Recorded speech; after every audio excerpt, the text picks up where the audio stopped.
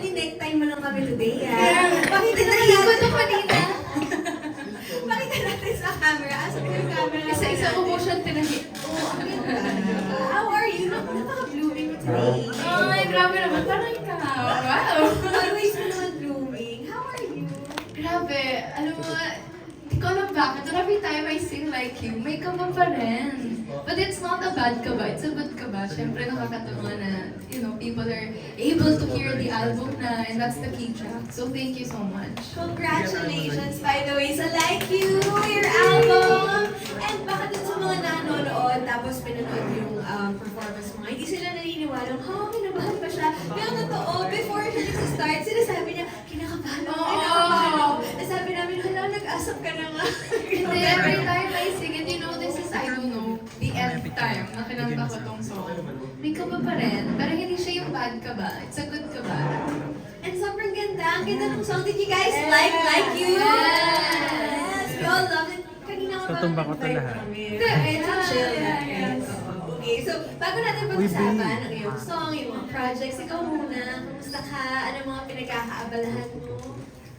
Well, I'm good. Thank you so much for asking. Lately we've been really focused sa album and focusing on our upcoming project on E9. So I'm very, very excited for that. Isa pa yan. Isa pa yung pag-uusapan Yes. natin dahil sa wakas, magbabalik na ulit on the big screen. Okay, sige, tuloy na tayo sa song, which you just performed. Thank you again, by the way. Okay, so yung song na yon, Like You, is part of the album na Like You Ed. So Yes. baka maguluhan kasi ng mga tao na, album ba siya o kanta? Key track actually siya. So, for those who don't know, the title of the album is Like You. And we wanted the title, can I explain that? We wanted the title to be Like You is because we want people to be able to relate to the music like that we released. Like, it's just like you, ganon. And hopefully they find inspiration once they listen to the music. Na parang, there's no one like you. Oh, yung pala yun. Yeah. Okay, so doon naman tayo sa song. Yes. Na Like You. Okay, so what is it about? It's about your admiration for someone or bothering towards yourself that there's no one like you. You're unique, you're beautiful, and wala ka ibang katulad. Ganun. Yes. So, nung narinig ko yung, kasi pinakinggan ko yung buong ng Yes. album, medyo ganun talaga yung vibe doon na happy, chill, ganun siya eh. Yes. So, ito na ba yung, dito ba yung direction ng music na gusto mo pumunta? Or was this suggested to you and you liked it? Or ikaw yung nagsabi nito? We really wanted to opt for like a different tone. Like I'm still finding my voice kasi sa music. Every day we still learn. So parang this is something that I've always wanted to do. This type of tone, this type of genre na medyo light ganyan. But hopefully when the song we put out there, hopefully it inspires people. That by the end of the day, that's our goal naman talaga. But we wanted to make it different from my previous album. Kasi my previous album, medyo siya, diba? Medyo parang mellow, medyo mahinhin. Ito kasi parang, ito yung na-imagine ko, pinapakinggan kong kanta sa kotse pag nagta-travel ako. Very ganun siya. Easy listening siya. Yes. Oo, easy listening. Oo. Tapos meron pa ang isang song, wait, ano nga yung title? Parang nasa may dulo. Parang naman siyang pang-ending ng concert. Tinandaan ko yun eh. Parang siyang, alam mo yung last song ni Taylor Swift sa Eras tour niya? May ganun siyang vibe. As in, parang pa-confetti na. Parang ganun na siya. Saan na yun? I think it's Pintuan ba? Or Get Out? Kasi hindi ko maalala. Basta isa doon, ang dami niyang vibe. Parang ang dami mo ma-i-imagine habang pinapakinggan yung buong album. So, Yeah. hindi naman natin isa-isa kasi 8 tracks to. But may we know, ano yung parang pinaka-favorite mo or you want to tell us about? Aling track? Hirap naman. Nai-LSS ako sa Like You. Okay. Ang meaningful for me is Pintuan. Because the story is so nice. Like, once you listen to the music, ang ganda, parang ilang beses tayong sasaraduhan ng pintuan, pero may isang pintuan na para sa atin. Yeah. Which is sobrang ganda ng meaning. Ayun, Nowhere Now here because, talks about faith. I feel like when I sang that song at least, parang it's like nowhere now here, I'm nothing without you. Ganon yung story niya. Pero ang hirap ba kasi, ang dami talaga. I love all the songs. Okay, ako na lang pipili. Yung magdadala, yun yung gusto ko dito. Ayan!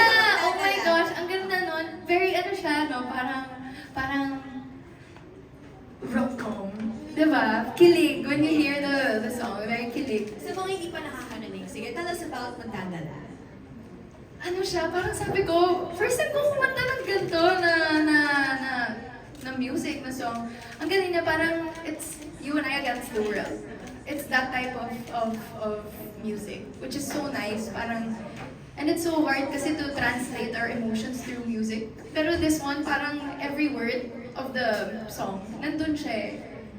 Yes, ang dami talaga magagandang lyrics dito sa album ni Belle. So who did you work with for this album? Of course, Starpop, my Starpop family, sina Sir Rox, Trisha, oh my God, si Seska, sila talaga. Grabe kami sa studio. Alam mo, we're working but we don't feel like we're working. Because we just really enjoy each other's company. And that's what I love whenever we do like sessions like that or sobrang tutok and super collaborative namin. And ano siya, it's a teamwork talaga. Pero alam mo, nagulat kami kasi parang ang busy-busy mo. Ang dami mong ginagawang projects, tapos meron ka pang mga endorsements. Like, one glimpse at your social media accounts, makita mo na doon na ang dami mong ginagawa. So, saan mo nasingit tong paggawa ng album? Like, how was the recording process like? Was it in between, mga garant na photo shoots and everything? We actually recorded this last year pa. Mm-hmm. And sabi namin, when's the right time to release this album? Kasi supposedly, tama po ba? Last year pa dapat i-release tong album. Pero, blessing in disguise, we released it ngayong Love Month. Diba? So, ang ganda niya kasi, ayun, parang we just, sorry. Diba, saan mo na isingit ito pag-record? Ano naman, parang sabi ko, I will always find time to do music. Because I love doing music. It's a way for me to express myself and, such as acting, di ba? We have different ways to express yourself. And ang ganda kasi parang ano siya, parang personal diary siya ng composer. Yes, yun nga. Tapos, syempre, ang next question ng mga tao since nag-album ka na, you've done successful concerts before. Pero gusto mo na rin ba na mag-concert dahil may bago kang album? Ano naman? Hindi ko pa po alam. Hindi ko alam. Pero hopefully, syempre pag nag-concert kami, we really want to be equipped. Talagang different siya sa previous concert namin. Syempre, deserve nila yung best. So, I'm just so excited if ever mangyari man yun, why not? Yes, okay. So, now that medyo nakapag-warm up na tayo, it's time to open the floor for questions from our friends from the media. Siyempre, bigyan natin sila ng chance to ask you a question. So, are we... Okay, sige. Tawagin natin ang ating first friend from the media, from Push, ABS-CBN, Aliana C. de Guzman. Palakpakan po natin si Aliana C. de Guzman from Push. So again, congratulations, Belle, for your new release. So for the longest time, we've known you as a great artist. So ngayon that you're continuing your musical era, how do you prepare? Like as a music artist, is this different from being an actress? So paano ka nagpe-prepare? Do you practice at home? Do you take music lessons? Ganyan. Sabi mo nga rin kanina parang collaborative paggawa ng album eh. So paano? Well, for me kasi, I grew up using the video okay. Parang yun yung naging practice ko po, totoo lang. As in, laking video okay talaga ako. So parang hindi siya nawala sa akin na I've always wanted to pursue music. Sobrang iba niya sa acting Kasi feeling ko sa acting kasi meron ng character, nakaplot yung story ng character mo, alam mo na yung pupuntahan. Pero sa music kasi, ikaw yung magna-navigate ng story mo on your own. Which is so nice na, yun nga po, like what I said earlier, para siyang nagiging diary. And ang ganda kasi nung thought na we're able to translate our emotions through music. And I've always loved the idea. And syempre yung karaoke dreams ko. Ayun po. Tunay na Pinoy na pinalaki, Oo, no? videoke talaga. So for you, parang ano yung mas mahirap sa tingin mo? Pareho po. Parang syempre may sarili-sarili silang challenges kasi syempre pag acting, mata. Pero dito kasi, even when you're singing, nararamdaman pa rin yung emotion. So for this album, since happy yung album, happy kami na mag-recording. Opo. Do you have any inspiration in this specific album? Sabi mo nga, happy tong album na to. Yes. So do you have someone ba or something, inspiration? I think more than inspiration, we wanted to focus on the relatability of the album. We wanted people na those who listen to it will be able to relate to it and take inspiration, di ba? Love is a universal language po. So, parang gusto lang namin na yung listeners namin, they feel kilig, they feel love, and that's the tone of the album. Did you also write a specific song in this album? Naku, wala po. Pero hopefully, gusto ko. I really want to. Sabi ko nga, sana matutunan ko talaga. And if there's one thing I want to learn, it's to write talaga song. Nagsulat na ako before, dalawa. Pero kasi, I think that's still something I'm trying to learn. Kasi ako, magaling ako na umpisahan ko siya, hindi ko siya matapos. So sabi ko, aralin ko pa. But hopefully, sana this year, maybe, sana makatapos po ako ng kanta.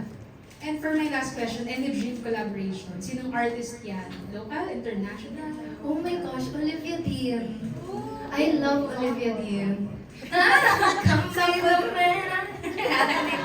Olivia Dean, I love her songs. Parang ganun nga rin yung vibe ng album, di ba? Very light. And ang ganda kasi ng music niya. Alam mo yung napapangiti ka pag napapakinggan mo. Ayun po yung gusto namin. Okay, thank you so much. Thank you so much Thank po. you, Congratulations, Mariana. ma'am. Thank you so much po. man. By the way, yung mga tinanong ko rin to kanina, the people you worked with dun sa album, of course, we have the Jonathan Manalo, Yes! Rox Santos, Trisha Denise, as you mentioned.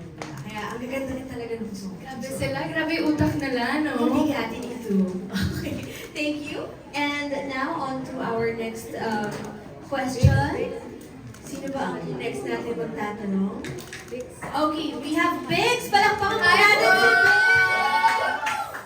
Hello po. Ang dami friends ni Biggs. Long time no see. Hi, Belle. Hello po. Congratulations. Ano yung pakiramdam mo pag kumakanta ka, nagre-record ka ng song? Kasi, kumbaga hindi ko yung sa atin na nakasanayan mo. Ano yung fulfillment na nadala mo? Pag nasa studio kami, ang saya niya, sobrang nag-enjoy po ko. Pero pag live, kinakabahan ako. Pero like yung kaba ko kasi rooted siya sa parang, ay nakakatuwa, napapakinggan na ng tao yung music. And I'm just so happy. Siyempre, you know, this is something talaga na I've always wanted. Kami talaga parang when we were looking at listening to the songs nga, parang sabi namin, ano kaya magandang ngayon, feel na, you know, with everything that's happening, we want to put something out there na very light and very, very gentle sa puso natin. So, syempre nakakatuwa po. And hopefully, sa mga makikinig pa po ng music, sana yun yung message na parating namin. But how do you handle yung nervous mo? Yung paano mo inaano yung nervous mo? Hindi ko rin alam po eh. Paano ba? Hindi, Ang tinatawa mo na lang. na-enjoy ko rin po kasi siya eh. Na-enjoy ko rin po yung moment. So parang naglalaban yung takot and yung enjoy. Pero lagi naman pong happy. I'm really happy na I'm able to sing it live. Yes, and we love it din. Ay, thank you nakita ka po. kumakanta. Thank you po. Sana na-enjoy niyo po yung song. And of course, siyempre, alam naman namin na may upcoming movie ka. Dito ba, ikaw yung kakanta ng theme song? Ay, pwedeng suggestion. Pwede niyo po sabihin sa camera. Pwede Kaya naman. Donnie, di ba? Kasi Why wala not? kayong duet, ano ba yung duet ni Donnie sa movie? Wala po. Hello Star Cinema. Becky Jimenez. Baka gusto niyo madami pa akong song sa album. Magdadala. Thank you. Thank you so much po. Thank you, Biggs! And now give it up for the entertainment editor of Manila Standard, Nikki Wang! Okay po. Dahil sobrang daming mga friends natin from the media na pumunta para sa iyo, Ben. Thank you po. Medyo Thank you masikip so tayo much today. po. Thank you so much. Hello, Ben. Hello po. Thank you so much po for being here. First of all, congratulations. I understand February na mag-March na, pero alam namin you had a fruitful 2025. And now, ito, pinapasok mo ang mundo ng musika. Are there things that you'd like to manifest in your music career this year? Siguro to be able to put more songs. nasulat ko po. Gusto kong makapagsulat ng kanta. Sana talaga. Feeling ko I just really have to have that time talaga to just write and think. Kasi syempre, once you put it out there, it's out there na. Plus, syempre, I want to put good music po.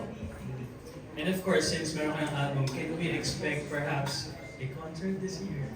Ay, Is it in the pipeline? sana po. Wait, I mean, I haven't spoken to the team, but let's see. Let's see po. Last one lang, if there's a song that can encapsulate what they're feeling right now, what song is it?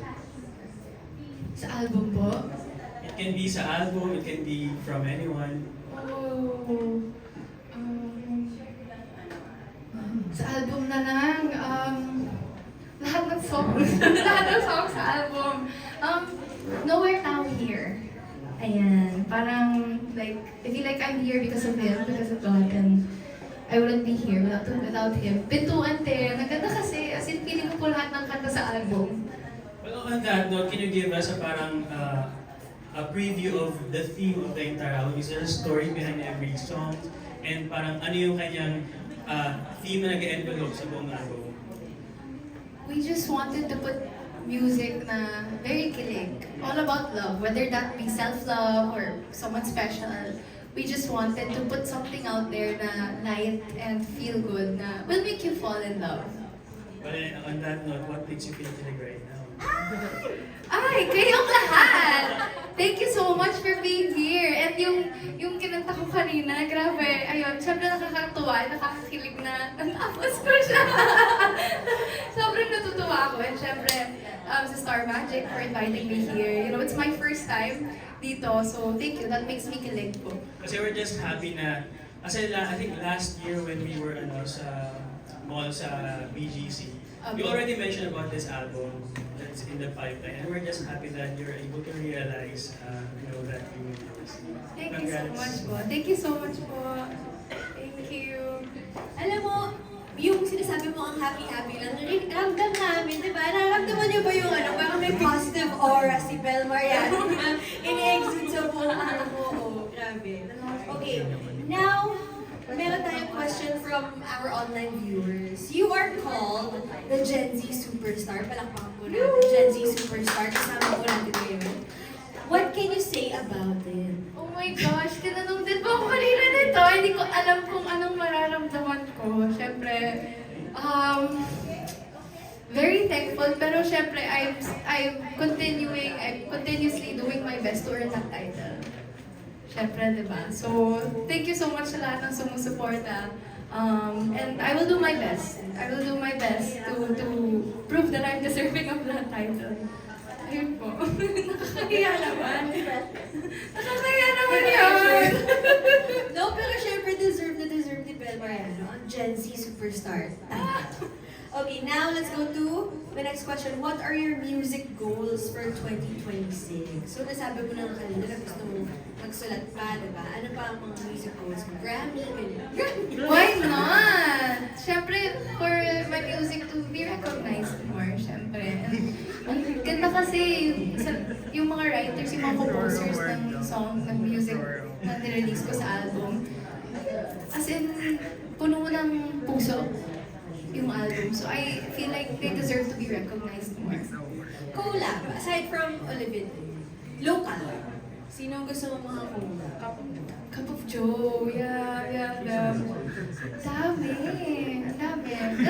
Top of my head, Cup of Joe. Cup of Joe. Yeah. Ano favorite mong Cup of Joe song? Bakit gusto mo sila? Ang ganda lang ng feels nila. Ang ganda nung pati never pa ako nagkaganon type of collab. Beanie too. Oh, Yeah. ikaw yung sasayaw, gano'n? Why not? Joke lang. Beanie, cute diba? Nakaka-LSS din yung music nila. Okay, Beanie and Cup of Joe. Yes. Okay, now let's go to our next question. Can you share your story about, your dream house? By the way, congratulations din sa yung dream house. Sobrang ganda. Sa house, grabe yung, syempre, whenever I go home, parang sobrang, kahit pagod na pagod ka na whole day, parang ang sarap na nakaka-uwi ako sa house na yun, and I'm just so grateful for it. Kasi sobrang it really feels like home. And what's so nice about it is, parang every area may sari-sariling theme. Kasi syempre, 5 kami magkakapatid. So parang yung mga kapatid ko, may sarili silang mood sa kwarto nila. Parang may mood board sila sa Pinterest, gano'n. So parang iba-iba yung feel niya every room, which is so nice. Kasi parang it makes it home. Binigyan mo pa sila ng ganung choice. Like, sila yung Yeah, of designer. course, it's their room. So, syempre sila yon. So, ang ganda lang. Like, yung brother ko, mahilig sa football, ganyan. So, room niya talaga, alam mo na yung itsura. Tapos yung sister ko namang isa, like, favorite color niya pink. So, very ano siya. Yung sa'yo, ano yung theme nung sa'yo? Very earth tones. I like earth tones. It makes me relax. So parang gusto ko kasi whenever I enter my room, parang gusto kong makapag-rest ako agad. So very earth tones, very beige. Ayan. Para if ever ibahin ko man yung itsura niya in the future, pwede ko ibahin. madali. Diba? Very madali siyang baliin. Yes. Kung meron kang favorite spot in your whole house, what would it be?